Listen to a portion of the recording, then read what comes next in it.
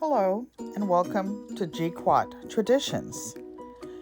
This is a channel, a variety channel, where we do gardening, cooking from scratch, DIY, fiber and folk, and heritage arts, and we share our 8 generations of traditions that I have been alive on this earth.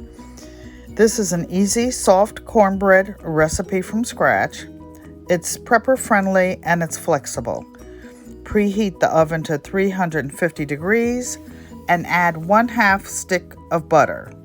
The written recipe will be in the description. The ingredients are 1 cup of all-purpose flour, 1 cup of fine cornmeal, 1 tablespoon of baking powder, and 1 can of carnation milk or 2 cups of any milk that you choose. 1/4 cup of cooking oil, if you like yours a little bit sweet, 2 tablespoons of brown sugar, up to 1/4 cup of regular sugar, and 2 beaten eggs. Combine the dry ingredients in a bowl, add wet ingredients, mix, pour into your hot skillet, and bake for 35 minutes. Check at 20 minutes. And that's it. Easy, easy, easy. Thank you for coming.